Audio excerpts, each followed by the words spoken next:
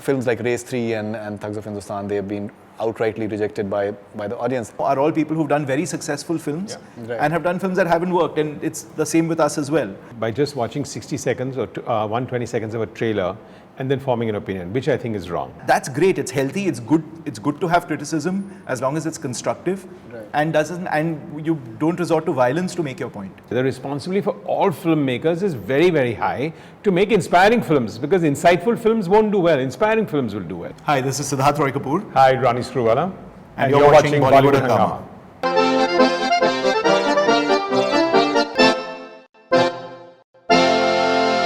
You just spoke about that.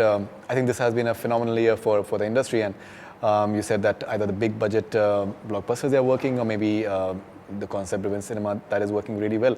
But films like Race 3 and Thugs of Hindostan, they have been outrightly rejected by the audience. So you've worked with all of them, be it Salman and Amir as well. So do you feel that, because many a times there is this chatter in the industry that the Khans, like they'll be taken over by the Ranveers and Varun Dhawan. So how do you look at this entire chatter that keeps on happening within the industry? I don't think anyone sets out to make a bad film. You go in with all good intentions and you intend to make a good film. And sometimes you'll go right, sometimes you'll go wrong. I think it's such a subjective business at the end of the day that there aren't any binary answers. There's no right and wrong answer. So someone goes with the courage of their conviction, and they either get it right or wrong. So I think it really depends. I think if this year's taught us anything, is that it's really not that much about star power after the opening day. It's about the quality of the film after that. Right. And in today's age of social media, you don't even get a weekend. You get pretty much your first day, after which the film has to carry you through.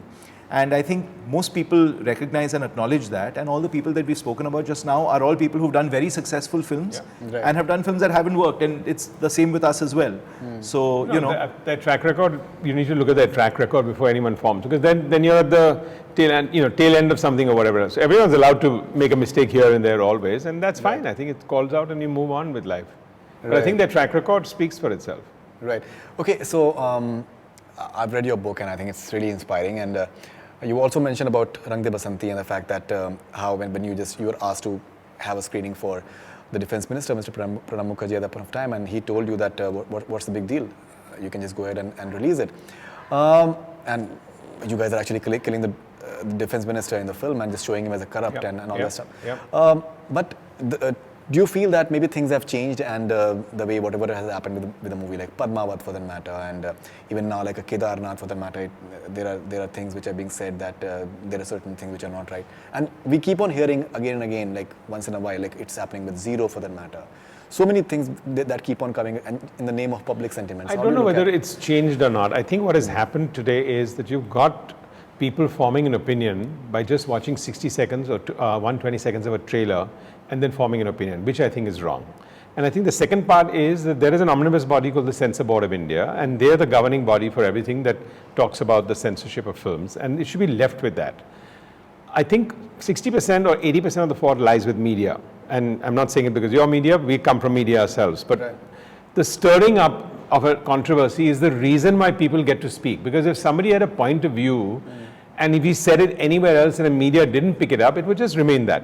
But you've picked it up and then made it like this person. So one person in one small city has made one comment, it's suddenly become a national issue. Now everyone has to defend that national issue, and it becomes an even bigger one. So I think with most of the problems, even with Padmavati, even before a censor certificate was done, there was a sort of a public trial on it. So I think that part has changed a little bit about spokespersons coming out with very little knowledge on films, and then the media really hyping it up so that it almost has its own sense of judgment. If those two are not there, I think the board functions in a pretty professional manner. There'll always be some issues, but those issues were always behind closed doors, always resolved and sorted out in the most amicable way. Right. I think also, as you said, when it came to someone like the Defence Minister, who should have been the most offended by the film, he's the one who said, please go ahead and show it, because it's a work of fiction. When we made a film like Haider, which was, which looked at the Kashmir issue from a pretty balanced perspective from both sides of it.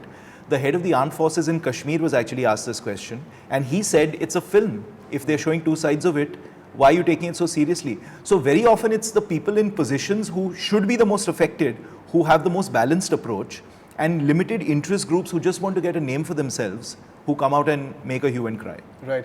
But I think there was, huge criticism for Heather. Even from within the film industry, certain people from within the film industry, they criticized it And a that's lot. good, because I mean, a film should provoke that, right? The whole idea of making films like this is to invite, dissent and debate, because otherwise, why are you making a film of that nature? And that's great. It's healthy. It's good. It's good to have criticism as long as it's constructive, and you don't resort to violence to make your point. Okay, now talking about Heather for the I think matter. people have to differentiate between criticism, controversy, and the fact that being derogatory. And the words are getting mixed up here. Of course, criticism. It's a free country. Anyone can say anything they want today. But that doesn't. Nobody here in the Indian film industry makes films to incite people. In fact, it is the other way. The responsibility for all filmmakers is very, very high to make inspiring films, because insightful films won't do well. Inspiring films will do well. Right.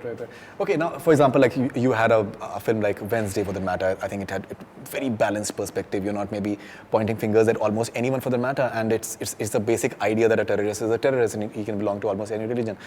Talking about, say Heather for the matter, the way it was said, that aapne Kashmiri Pandits ke baare mein, you've not spoken about it. So the fact is, the way the filmmakers are being told, the storytellers, the way they're being told that this is what you have to tell, and why are you not doing it? Do you find it a bit odd in terms of for a creative person that? But it isn't the people in positions of power who are saying that. It's interest groups who want to get their 15 minutes of fame. And I think the idea is that we are taking those interest groups so seriously and giving them national media coverage that therefore it becomes a bit of a self-fulfilling prophecy. Whereas if you just covered them in the magnitude in which they deserve to be covered, you wouldn't have any sort of debates at this level that would affect a film's release.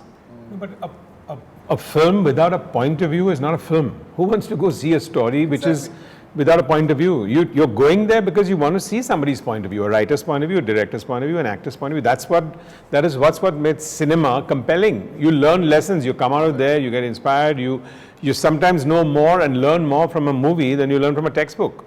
Absolutely, definitely, because I think it's such a popular medium. Yeah. Cinema is such a popular medium, No, which it's is an influential amazing. medium, and I think the people who are making it know the responsibility we have to be able to do that. Definitely.